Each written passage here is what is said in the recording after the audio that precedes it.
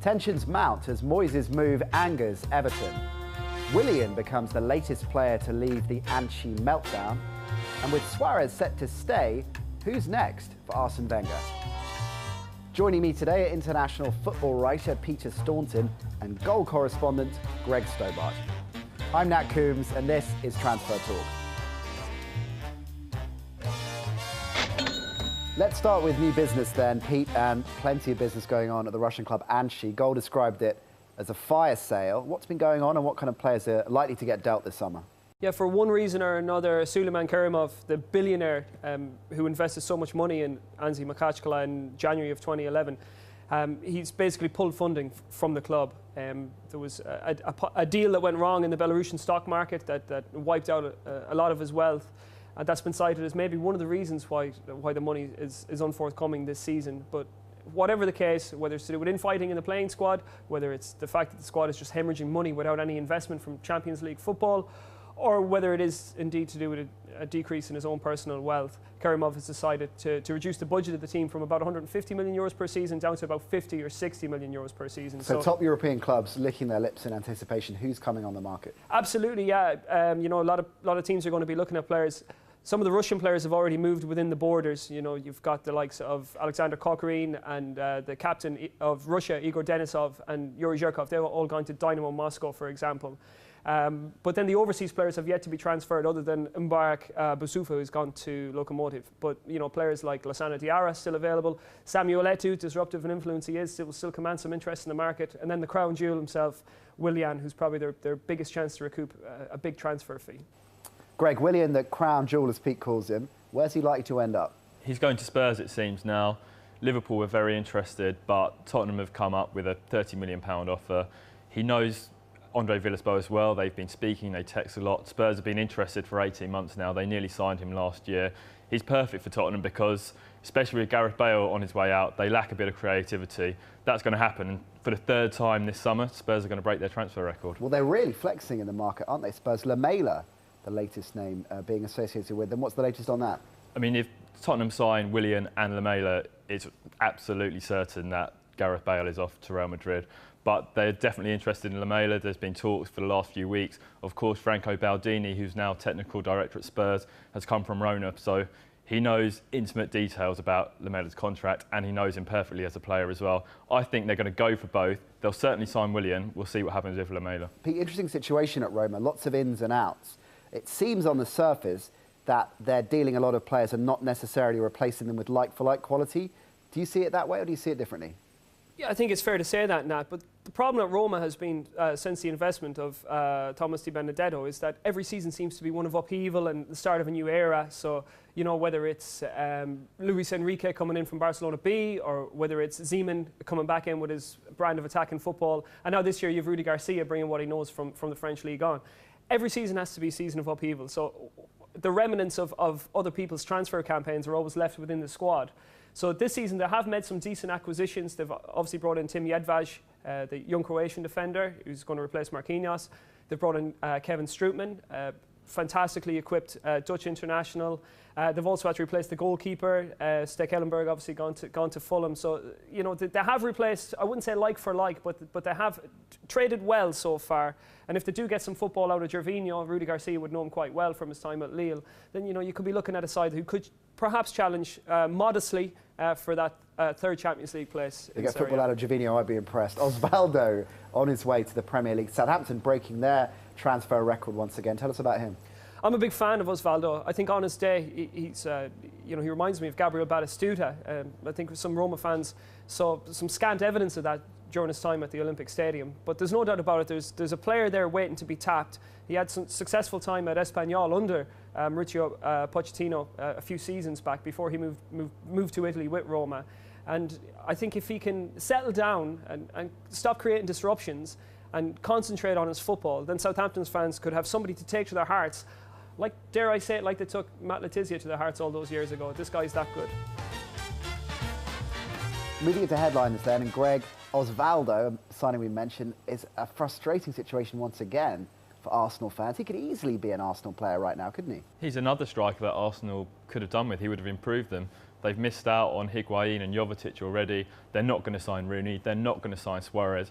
And after losing their first game against Aston Villa, it's turned into an absolute disaster for Arsenal. They need to spend some money. The fans are furious. Wenger's under pressure.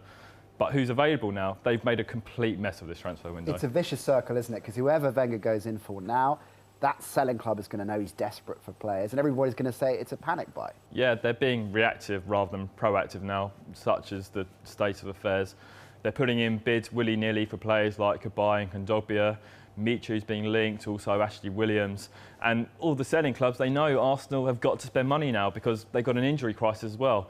Really not going well for them at the moment, especially when you compare them to Tottenham, who've spent very wisely. Pete, the Kabay bid was interesting, 10 million, which I think undervalues the player. He's a hell of a player, but is he the right kind of player, the player that Arsenal need right now? Absolutely not. I think Wenger has looked at what happened to his midfield on Saturday when Ramsey and Wilshere were in there and realised that at the moment he's lacking a screener. That screener should have been Luis Gustavo, who he should have signed last week, who ended up going to Wolfsburg. No Champions League football, but he's gone there for a higher wage than Arsenal were offering. Now, sometimes there's a skew there when Arsene Wenger, who's an astute judge of players, is surprised by the fact that a Brazilian international who's just won the treble wants a high wage. I mean, he needs to get real and realise that his wage ceilings are not being obeyed at any other club in Europe.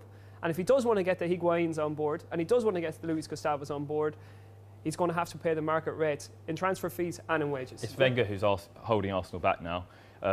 Gazidis has said they've got the money to spend 70 million war chest. Everyone knows they've got the money and the wage budget, but Wenger's still living 15 years ago. He thinks that he can get a player for 2 million and turn him into a 30 million pound player anymore. And you can't do that. You've got to spend the money. Other team scouting has caught up, and the wage bill, he's just got to pay it, because that's what you need for players who will win you the league. And it's funny how you mentioned that, turning a £2 million player into a £30 million player, because when you look at Michu, that's exactly what's happened with Michael Laudrup. He's identified the player, he's come into the Premier League, scored a bucket full of goals, and now he's going to be on the move, maybe, to Arsenal. But to be fair to Arsenal, fellas, they have gone in for some of the big players. They made a bid for Suarez. They wanted Higuain. It wasn't a case of them only looking for these £2 million gems that might turn into great players. They've gone big, and those players aren't signing. How come? One factor is the money, especially the transfer fees. Wenger sets a strict limit. If they wanted to, they could afford to spend 50 or 60 million on Suarez, but Wenger won't allow it to happen. The other is they finished fourth last season. They want to buy players who can win them the title, and those players, the very, very best players, don't want to go to Arsenal. Wayne Rooney would much rather sign for Chelsea, for example. OK, but they're not the only club that have been rebuffed in terms of the Premier League by international stars. We've seen Fabregas deciding to stay at Barcelona, not go to Man United. That's left David Moyes now with plan B. The bid he's put in for Fellaini and Baines, the joint bid described as derisory by Everton. Do you agree with that? I'm not so sure if I agree that the bid is derisory, because Marouane Fellaini had a buyout clause in his contract that expired at the end of July for about £23–24 million, and nobody decided he was worth that money. Leighton Baines, he's 28 years of age, no doubt about it. He's a very good left back, probably still the second best left back in England after Ashley Cole. But you know, he's pushing on. He's not got a whole load of time on his contract. I think 12 million is probably a fair price. Maybe cap it off a £15 million bid. So I don't think that particular double bid is too much under what Everton can expect to get for those two players. Greg, is that going to placate the United faithful, those two signings, if they manage to land them? I don't think they'll get Baines. I think the signing they really need is a central midfielder. So Fellaini would make sense, and Moyes, of course, knows him very well. They do have to spend. I think they're going to keep Rooney, which is a boost for the fans. I think they need Fellaini in there, the physicality, the box-to-box nature that he plays, because the likes of Cleverley and Anderson, they're not at the level that United need at the moment. So, gents, we're now in added time where we put some of our viewers' questions to you. We're going to start with you, Pete. And from Jesus Ramirez via YouTube, wants to know if Inter are likely to sign anybody. Inter, they've already traded this summer. They've brought in Rolando and Wallace on loan. They've brought in Icardi and Belfodil as strikers. They've brought in Campagnaro at the back.